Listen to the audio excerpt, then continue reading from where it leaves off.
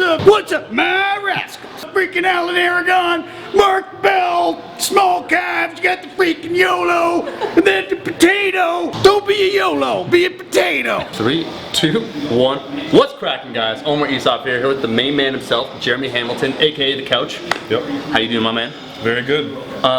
First, before we go on, because you got a really great video today, delving in a lot of different things that you haven't talked about before.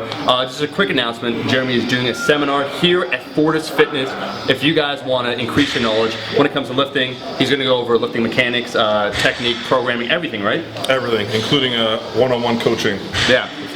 Each person, yeah. Yeah, so this sells out every single time. It doesn't happen often at all. So if you want to sign up, make sure to check the link in the description below. Send an email to that email. Spots are limited. Do that. But today, moving forward from that, man, you just were talking to me about the kind of specificity when it comes to powerlifting. You know, everyone talks about the bench, squat, deadlift. You've done a really great job of simplifying things to everyone out there. You know, making these like 5 to 6 minute videos talking about different topics.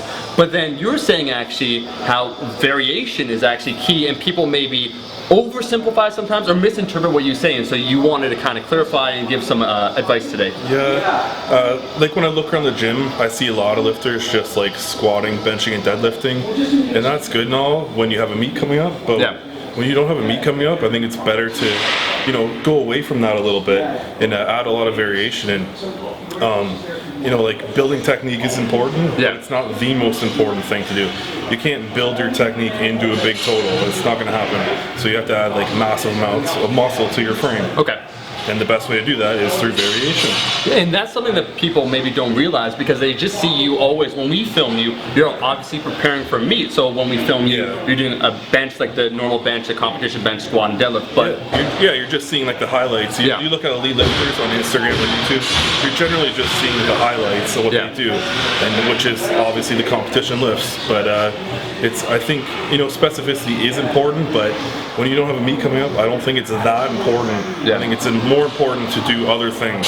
And that's why this is perhaps a rare glimpse today into how some of your, let's call it, off-season training looks like, where you're doing now some variations, right? Because your goal is to increase your total, build more muscle mass, right? So what's going on with you? Just talk us through maybe some of these variations, why you're doing it for yourself, maybe some overall advice.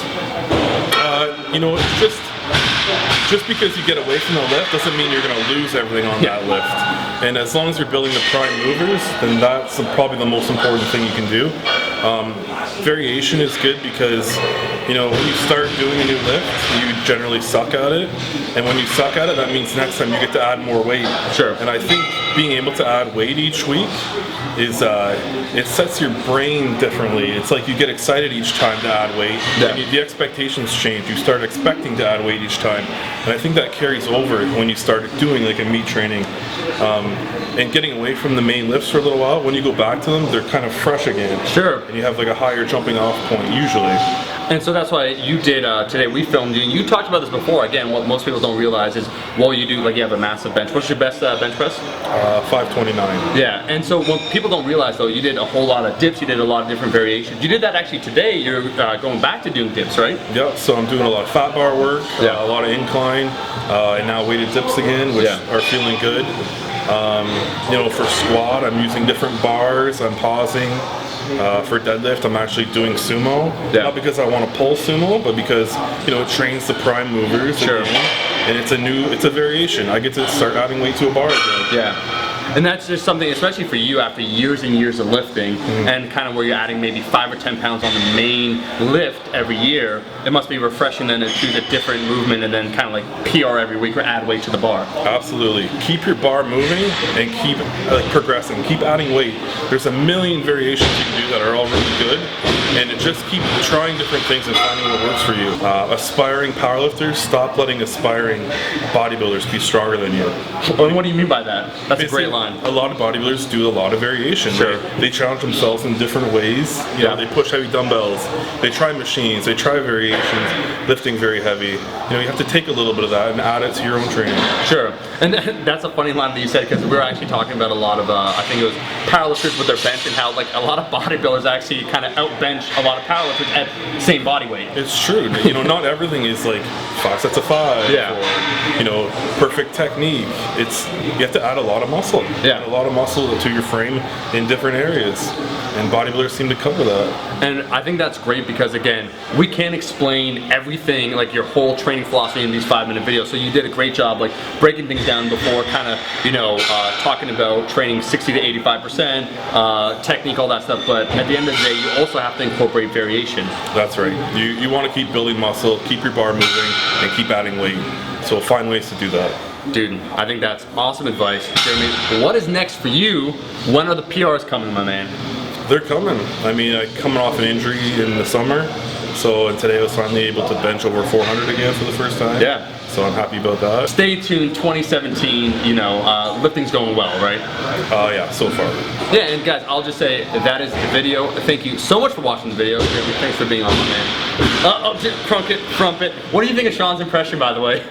I couldn't tell the difference. You couldn't tell the difference. Yeah. No I difference. thought this was Sean right here. What's cracking? What's up, my rascal potatoes? I'm here with Jeremy Hamilton. My rascals. Jeremy, how did you get so strong? Training. How do I get my calves bigger? Hey, that's a compliment because his arms are massive.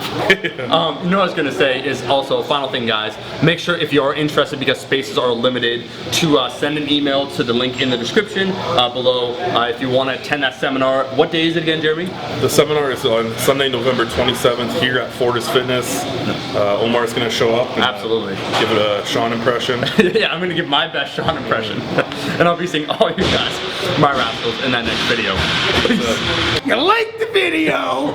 Like the video, my rascals. Eat your vegetables, eat your vegetables, eat your fucking vegetables.